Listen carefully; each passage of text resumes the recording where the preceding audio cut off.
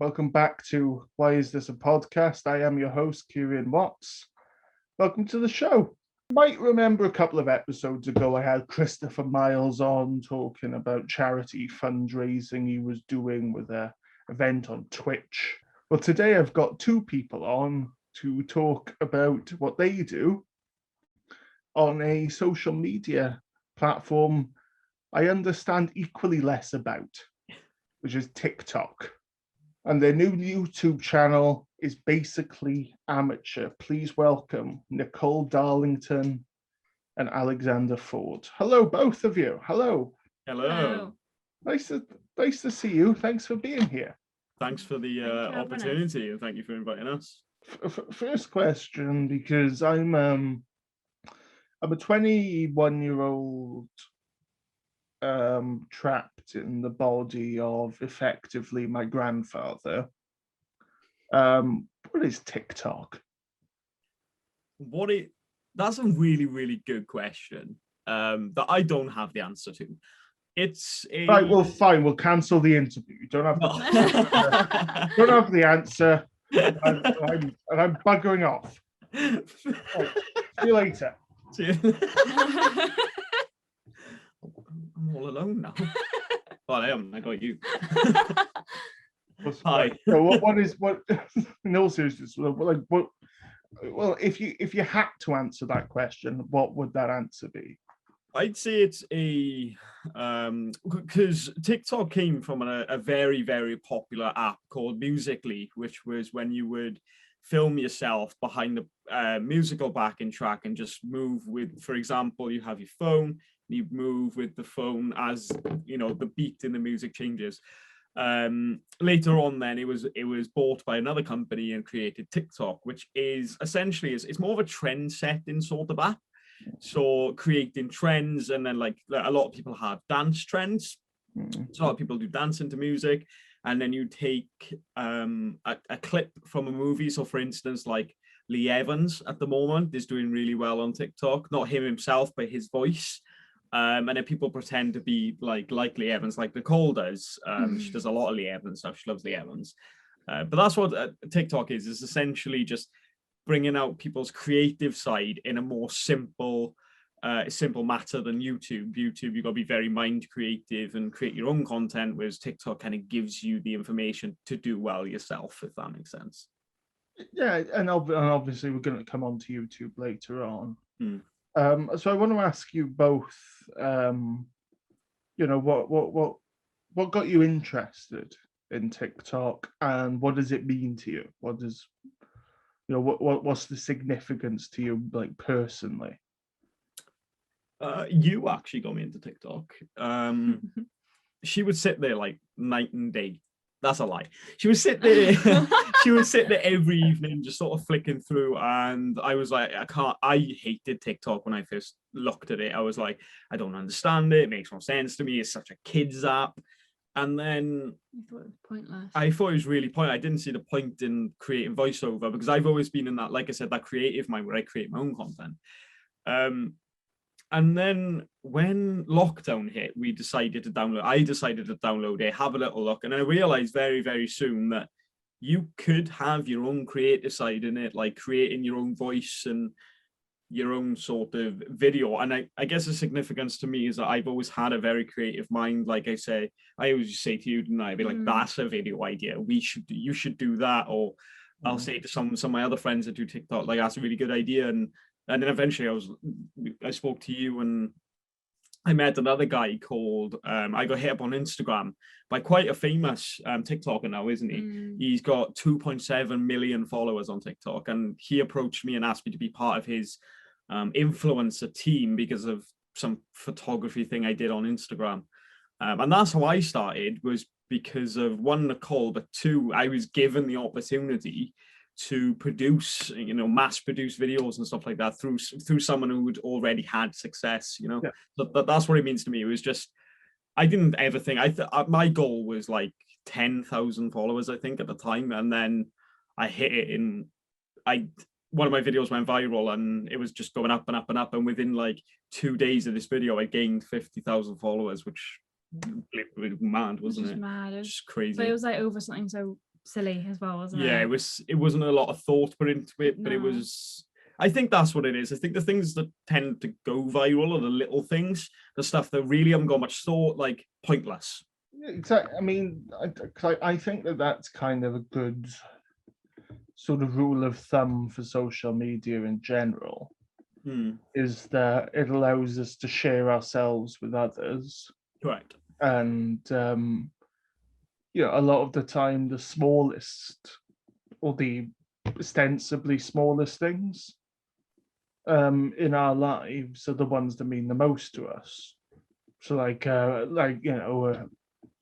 so I've got like a 1-year-old cousin, and sort of just like him dancing, for example, it's quite small in the grand scheme of things, but it means a lot to me. It means a lot to the family.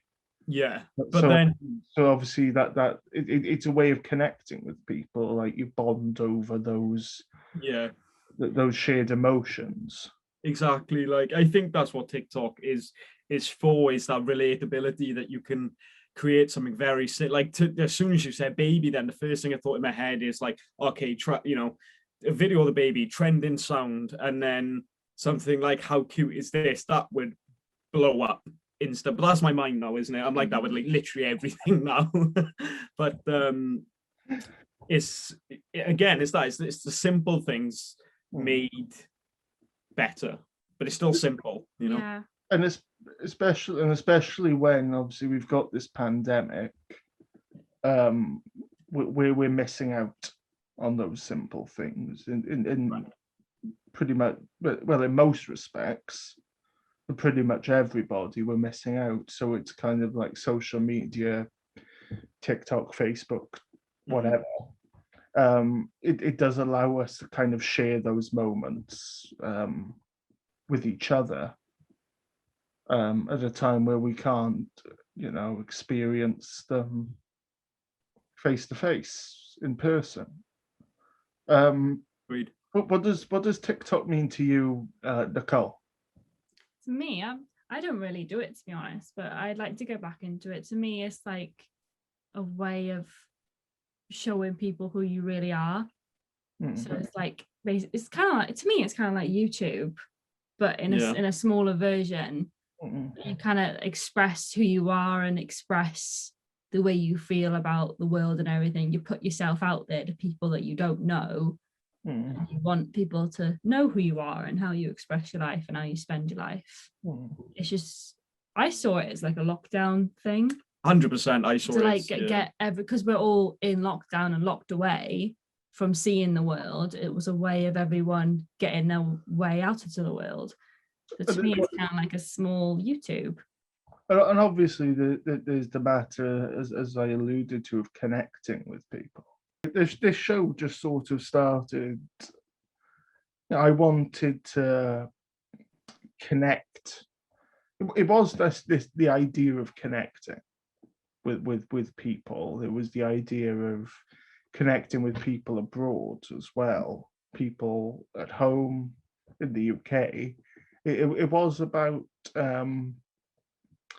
just sort of saying these are the conversations that we ordinarily would have in perhaps the office or the pub, or in a restaurant, or just and then we can't have those conversations right now because COVID-19, I'm reliably informed by experts, is shit. And it's just so important. It's so important to, and like Mother's Day.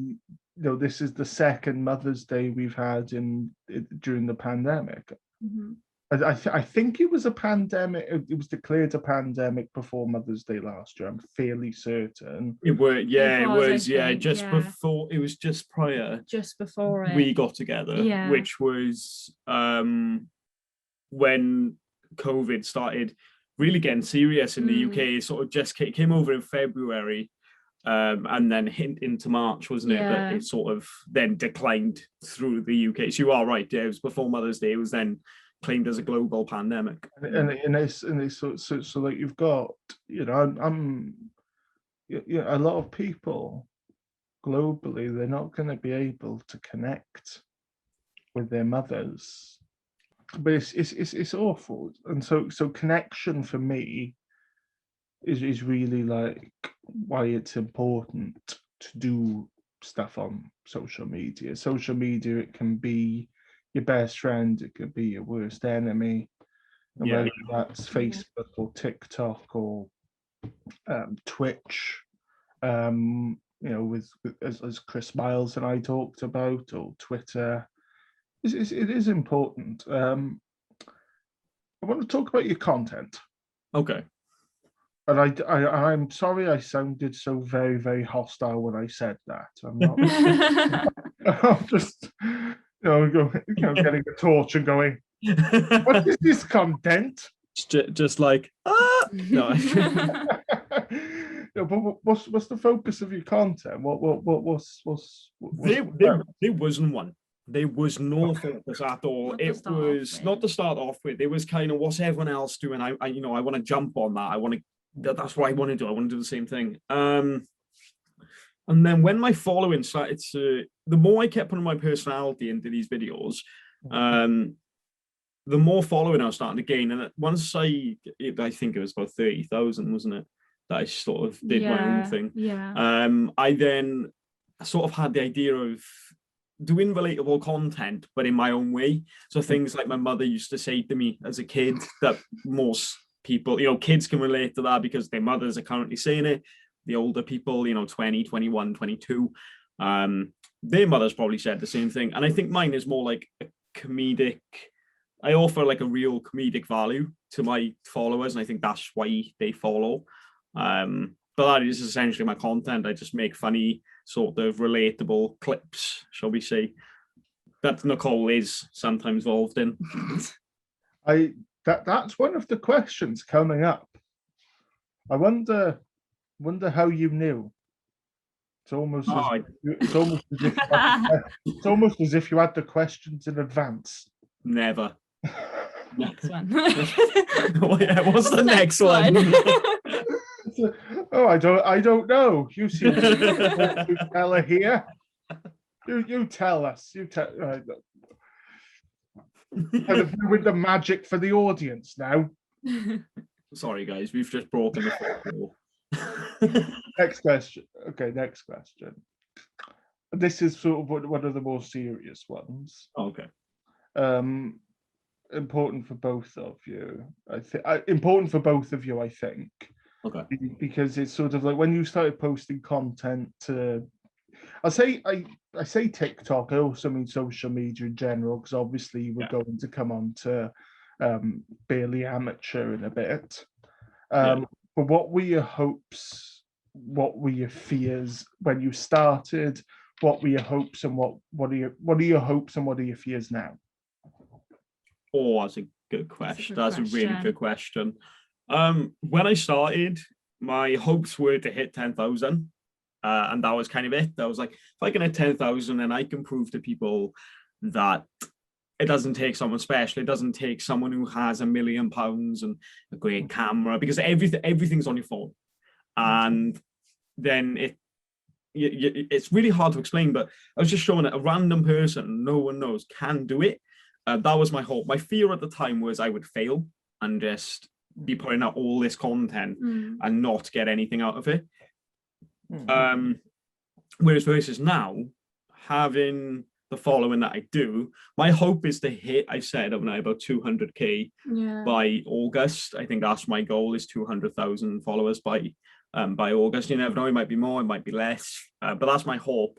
As for fear, is running out of ideas, like keeping, I think back when I wasn't doing, I was doing well, but back when I didn't have the amount of following, it didn't really matter what I posted. I think I should probably go back to that mindset, shouldn't I? Whereas now, because what I'm posting, I sort of created a community, people that follow me specifically for like dark humor, relatable, funny clips. And I just think that, whereas before I would post just random this, random that, random this, I sort of zoned in what the issue is, and I think eventually I'm going to zone in too far and just run out of I can always I always have ideas, but I just fear of running out of ideas. I don't get really paid to do TikTok, so like the money, a lot of people say like, oh, what if TikTok gets cancelled? I don't get paid to do this. Exactly. But a lot of people say like, what happens if TikTok shut down? I'll be like, then TikTok shut down. It's not. It's about like sort of your integrity as a sort of a creator. Correct. Yeah. So if it's shut down, it's shut down. It's something out of my I'll be gutted because I make good content on there, but we just take our time something else, wouldn't we? Yeah. Like YouTube, for example, we're doing that now to sort of. Don't jump the gun. I'm not jumping again. That's not until question 7. Sorry. Okay, well, but we're not doing YouTube till question 7. But you're not doing YouTube until question 7. But yeah, no, I say that's my worst fear is just and run out of ideas. But this one helps a lot with something. I could have a mental block and you come in. Oh, why don't you do this? Oh, okay. I will admit, probably about 70% of my video ideas come from Nicole. 30% are mine, and they tend to not do as good. So maybe she needs to be the creator. I'm just gonna walk out. It's all good. It is a really interesting response because I don't have that problem to a certain point. No, I don't have the problem of will I run out of ideas. Because I'm just talking to people. Correct. Yeah. I'm just talking to, and people say, oh, what's your criteria for who you have on? And I don't know, people I find interesting, people I might find interesting, people who give me money, just that. And it's very, with social media, it's very, very interesting how we approach things differently, because I'm not I'm not doing the show for subscribers or whatnot. Really, I'm doing it just because I want to do it, and that's why I started, wasn't it? Yeah. I think I particularly started because it was a bit of fun. It was lockdown, it was mind-boggling. Nicole was off work. I was off work because of furlough, for nearly a year. So we just decided to do this little project and see where it went, and luckily for us it blew up, so I've been on and off it though, haven't I? Yeah, but you're on it, in my content. But we are thinking of changing it because it's at the moment it's Alexander Ford. That's it. That's my TikTok. I did that. Sorry, that wasn't like a plug. There is a point. Don't worry, people plug things all the time. There is a point where we're thinking, because I'm transitioning. We're thinking about making that to us, and it's going to be Nicole's going to be a lot more involved, and it's still going to be the relatable content, but it's going to be between boyfriend and girlfriend instead of my parents. So it is still going to be this sort of area, isn't it, of the relatable content, but just slightly different and a bit of a different turn, because they start to slow down, and I think the doing this will sort of re-engage my followers again, and just sort of, that's the only thing that is difficult, isn't it, with social media. You stop and that's it. You've got to keep pushing. I think I took a month out, didn't I? Yeah. And I lost I think 1,000 followers just from, I know that doesn't seem like a lot when I have 119,000, but it is. You had reasons to stop in though. So I did, yeah, you're right. I did have reasons. So, it was family issues and stuff like that. So, but I don't think I'd like to if I was going to take time off. I took a week off last week from it, didn't I? And I posted a video over this weekend, and it's not affected it. It's still doing well. Which I watched earlier today, by the way. in preparation, I did watch it. But yeah, I just think number one is just it was a motivational thing, wasn't it, during lockdown? That's why, 100% that was why. Keep our minds focused, keep them like active, and yeah, that and just lucky. I think it's your face though. People follow for that. You've gotten ahead of me because I think you've answered question 8. Oh, my bad. No, don't worry about it. I like it. To be honest, I kind of like it when that happens. Yeah, I don't actually, but the question, because you mentioned about dark humor. Yeah. And earlier, and you mentioned about that. Do you worry about cancel culture at all? As in deleting and stuff like that? No, just as in like sort of, a backlash and people. Oh, yes. Well, no, not really. People running to your house with pitchforks. Do you worry about that? Not at all. You get bad comments, but you just ignore them. Yeah. But everyone's going to get bad comments. I mean, the way I do it in a really different way than I like reply to comments. If someone puts a bad comment, people say ignore it. I will never ever say ignore a bad comment. Reply to it. Reply to it in your personality. So 100% I agree with the people that say don't get mad. Don't. At the end of the day, if someone doesn't like your content, that's all right. Nicole may not like beans. I may love beans. Absolutely fine. But if they're gonna, I'm just making a point. If they're gonna go out of their way to make a comment on our video why they didn't like it, or they'll say some really harsh comment saying like, "Oh my god, with glasses you look like a blonde version of Harry Potter," and but then most people would be like, "Oh my god, why would you say that?" Whereas I'd reply, "Does that mean my girlfriend is now Ginny Weasley?" Do you get what I mean? I get what you mean. It's like taking it in your stride. But what I'm kind of alluding to a bit more is, do you worry about offending people and then No. and again them coming for you with the pitchforks? I mean, offending because it happens to people online. It does. I think that has happened. You tell a joke, for example, about a certain group of society, and you mean it in the most innocuous way possible. It's not intended to cause harm, but people take it the wrong way, and 100%. I made it come for the. I made a video viral, didn't it? Yeah. It went like 500. It went 500,000 views.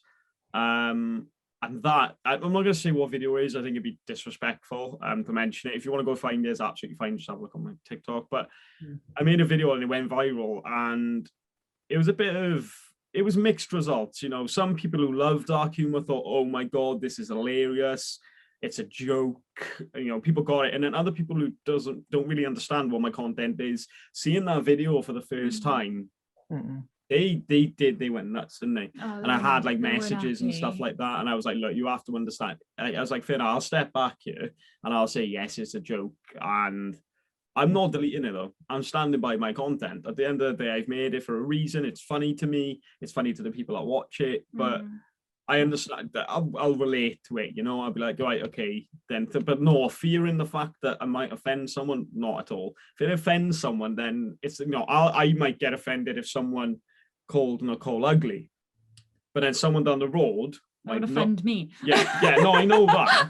I get that, but what I'm saying is, like, someone down the road, they might be like, yeah, and I think having the fact of being offended, I think I mean, you have a right to be offended, that's fine, but then you can't have a go at someone else who may have, if I was putting, a direct insult in someone's face, and then they were like, "Oh, you've offended me." All right, sorry, mate, fair enough. But indirectly to, offending a large group of people, unfortunately, you're going to get that with social media no matter what. I could say, for instance, I like chips, and someone goes, "Oh, I hate you," because, I'm offended by that. So it is hard. It is difficult trying not to offend someone. But if they do get offended, I just think, right, okay, well, unfortunately, I couldn't control our situation. It's not something I should be worrying about, if that makes sense. It does make sense. I mean, it's ultimately about sort of courage of your convictions, I suppose. And, yeah. But I mean, we've had Piers Morgan recently, whining. I have seen cancelled. It's funny though, isn't it? It is It's- funny. But even though he's the one who quit. But I know, I mean, it's just because you mentioned dark humor, because I'm a fan of dark humor. I know.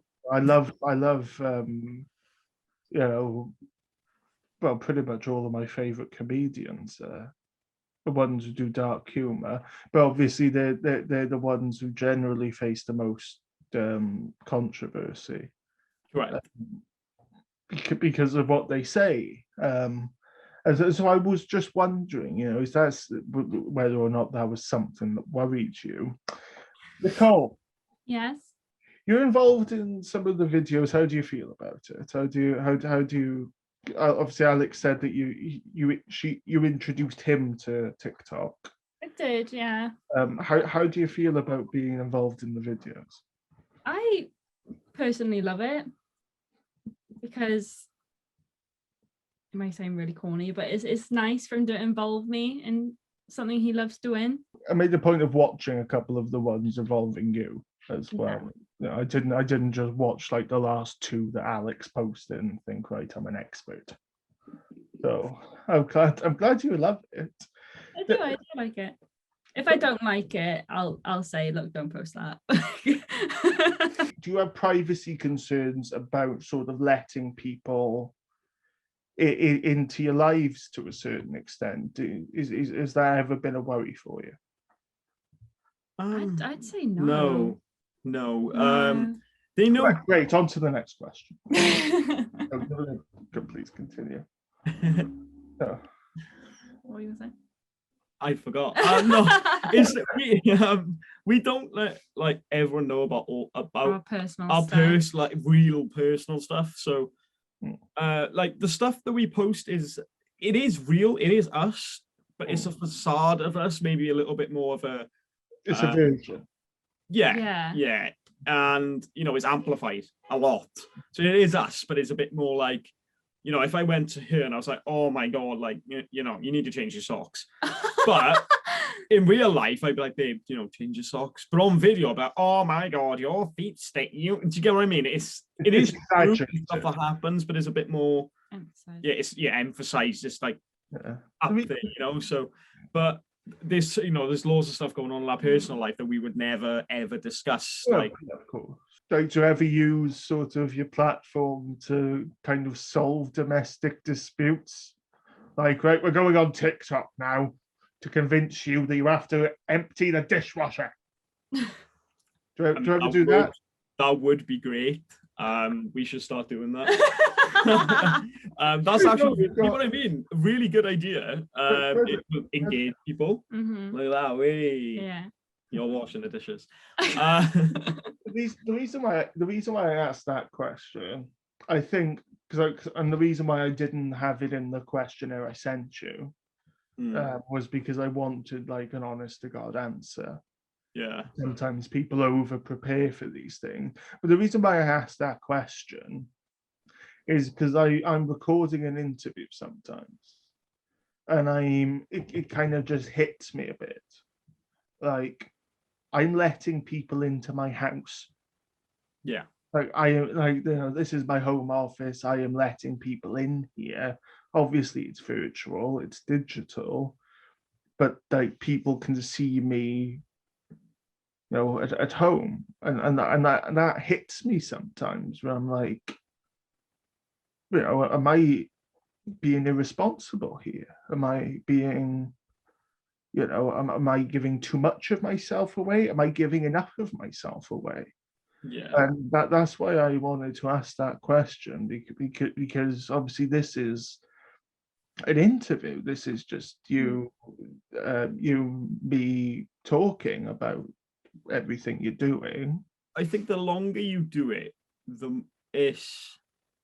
so when I first started, it was like me against a wall, and that was it. That's all I wanted. Yeah. But then the more that I kept doing it, the more I was getting people to go to my Instagram, and my Instagram is where I share a lot about me and you, isn't it?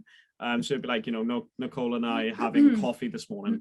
They can see our cups and stuff, and they know that we're having coffee, but they don't know the ins and outs, like what time we got up, what time we went and had a shower, what we did before we got up, like time to go to bed and stuff like that. So like with TikTok, but with TikTok, for example, you're like, you're in sometimes you're in your car. TikTok's a lot more intimate than this format. 100%, 100%. So I think being in my car, like, again, yeah, you are right. This is showing people what I got to a certain extent. But I think if you do it in a way that isn't showing off, so it's just there as a prop, like it's not like me being on my phone, for example. If I was like this on my phone and Nicole was filming me, people can see I've got an iPhone, but it's not me like being like, oh, hey guys, by the way, I've got an iPhone 12, blah, blah, blah. Yeah, I get where you're coming from. Yeah, it's just obviously if you're gonna go on to social media, any kind of it, you're gonna be giving up a percentage of your privacy. It just comes with the territory. I was just wondering if that was ever a concern for you. Really, is it? No. Like we think about certain stuff as like, right, don't post that. It's a bit too much. But the majority of the time, we plan our videos. Well, not plan, but plan out like where we are, what we're gonna do. Everyone knows us to a certain extent. Yeah, there's there is a barrier, isn't there? Yeah, there's a barrier. If there's something big going on, we keep it to ourselves. Yeah, but like people if know we we're wanted to tell people know we're we engaged. would, like stuff like that. Like we're engaged. so your followers know we're engaged. That's what I mean. Congratulations, by the way. Thank you. Thank you. But they wouldn't know when we like what day we're getting married or where we're getting married. So I think that would be like in like 3 weeks after. By the way, 3 weeks ago, I finally got the chance to marry the love of my life and stuff like that. It would then be that. It wouldn't be like, oh, by the way, guys, do you like my tux today and getting married today? It's not right. No. So it's deciding what you share. I mean, I've had interviews on here where I've discussed openly my own issues with mental health issues, with substance abuse issues, and that it is important. Obviously, like you have your boundaries. You say that's basically because especially if I know in an interview that's gonna come up. Yeah. I'm like, right, here's what I'm gonna share, and here's what I'm gonna sort of keep to myself because it's personal and nobody outside of sort of, I don't want to sound like Emperor Palpatine from Star Wars, but my inner circle, here's what I'm comfortable sharing. I'm wondering then about Basically Amateur, because I mentioned this at the start. It's your new YouTube channel. Yeah. Tell me about it. It's in the name. I wouldn't say I'm a pro at TikTok, and I wouldn't say I'm a pro at filmmaking. Well, my first video is actually now live. I scheduled it for around about the same time of this meeting. It's great. It's just basically me. I love taking videos and photos and going out and making like a fool, not to ruin the video. But I make so many editing mistakes tonight and like photography mistakes, and I just think that there's not a lot of people. It's too professional on YouTube. And I kind of want to take that unprofessionalism that you have on TikTok and turn it into YouTube and just saying, look, I'm an average guy. I like doing it. I'm terrible at it, but come with me on this journey and just follow me. Either get better or get worse. I don't care. But just follow me making these mistakes and give me tips. And, if there's any life tips I can give you, let me give, it's more of I'm not building a YouTube channel because I want to transfer my following to YouTube. If I could, that'd be great. But it's more of a for me thing, isn't it? Like a way of me building my photography skills and actually having and video skills by putting it actually into something, not just going out filming it, editing and going, that's it. Like, it's. And I think it sends a great message, because I think it sends the message that you can create content no matter who you are, where you are. That was one of my points, wasn't it? It's just, you could, and the thing is, everything is filmed, and I don't have this professional kit. Everything is filmed on my iPhone 12 with a microphone adapter on a handheld tripod, and it's just you know, everything is filmed like this, and it is, you know, a lot of editing goes into it to make it look a bit prettier, but I'm just making a point. If it's nothing fancy. If a kid had an iPhone 5 with a torch, which most kids do, actually most kids have 11s and 12s, you know, or like a Samsung Galaxy S10, that is more than enough to go out there and create a video and make it really, really, really good. To share, like, you share your truth, share your story, share what you're thinking. Yeah. You know, I don't have to be, you know, Steven Spielberg. 100%. To go out there and share, you know, this is something I am thinking or I think is important. I don't have to have this massive team behind me to do it. I can just, it's about, like, you know, using your own equipment. Plus, I think it makes it a bit more, not just personal, I think personal is the wrong word, but a bit more fun. You know, when I put my mistakes, my filming mistakes in my video. So like, it was a part where I was filming Nicole walking in this video, you'll see now. She's walking up this hill and I'm really slow motion walking up, really, it's nice, it's powerful. And I almost fall because I put my foot in a bit of mud. I'm like, oh, but I put that in the video and I'm like, oh, almost fell. But it makes it more human. What's that? Makes it more human. 100%. No one's perfect at the end of the day. And that's what I want to show kids, is that they see all these, everyone is like, oh, I have this, I have that. This is how we do it. This is what you should get. Don't get it. So stop. Kids from thinking, oh, I need that to do this. Well, you don't. To go, you need a basic camera, little tiny camera, go out, film something. Yeah, the quality may not be great, but it might be, you know, it's learning. And I think that's what it is. It's just the end result, right? Be happy with the end result. Yeah, I just think it's so cliche, everything. And I want to show my fails and I want to show our journey together. You know, it's part of our life, isn't it? Like, go out and take photos. Like, I take photos for her Instagram on my phone. So we go out every weekend. Every weekend. But we do it anyway, to go out for a walk, so just showing people that, you know, you don't have to go to these big places as well, like Dubai. Like social influencers, they always go to Dubai, don't they? No, I'm all right. I'll just go to a cow's field down the road to film a bit of grass and me just doing a cartwheel. It's tempting. Yeah, exactly. It's not. It's a facade. It's not real. What it reminds me of is the whole thing of, because I mentioned Steven Spielberg, you know, he got his, like, I think he got his start like doing home movies when he was a kid, and it reminds me of that. You know, that's sort of the vibe I'm going for. I just want to make it so it's real, not like... and so the phrase amateur, you can use it as a, you know, it's a put down, as an insult, but it's actually, I'm passionate. Yeah. I'm willing to do something because I really want to do it. I think, but I'm also willing to fuck it up, and that's how much I care about it. I think I think everyone is an amateur, especially at something. Like, I'm really good at tech. I love tech. Don't get me wrong, I'm not a pro. Again, I couldn't get onto the Zoom meeting, and I love tech. Oh no, that was my fault. That was my fault. Okay, but let's split it 50-50. Straight down the middle.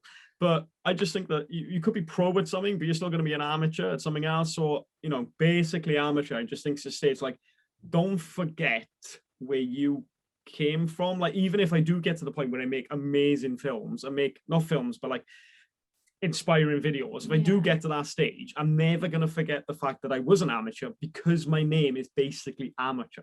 Do you get what I mean? So it's keeping, I think that's where the name came from, wasn't it? I mean, I started this after, for my full-time job, I recorded video interviews. By no means makes me a pro, and so I am an amateur here. I am sort of like, I can get all the advice in the world, but I'm always going to be, and I think that that's more exciting, because if you're, I think if you constantly, and if you keep calling yourself an amateur, it means that you're willing to learn, and you're willing to do, you know, you're willing to evolve. 100%. So I love the message. I love the idea. I still don't get TikTok. Brings me on to my I don't think anyone does. You're not alone, mate. brings me on to my final question. Do you do sea shanties? No, I don't. But that sea shanty video that's currently going absolutely viral right now, Nicole hates the song. I don't hate the song. I just hear it like twice a day. I know it is a bit ubiquitous, but my one of my favorite books is Treasure Island, and I love I love I love the sea, and I love sort of some of my happiest memories from childhood are from being on boats when we were on holiday. So I've got a kind of a thing for sea shanties. Cole, Alex, lovely to see you. Thank you so much for being here. Thanks for No having worries. us. Thanks for having us. My absolute pleasure. I'd love to have you on. Give us a shout when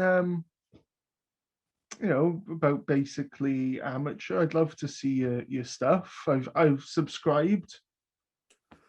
Well, My guy. And best of luck. Keep going. Stay safe. Stay happy. Stay healthy. And yourself. and Have a nice day, Thank mate. you. Have a nice day. Lovely to meet you, Nicole. Lovely Thank to you. see you, Alex. Bye-bye. Bye. Right. From Why Is This a Podcast? I am your host. Join us next time. Stay happy, stay healthy, stay well. Love to you all. Take it easy.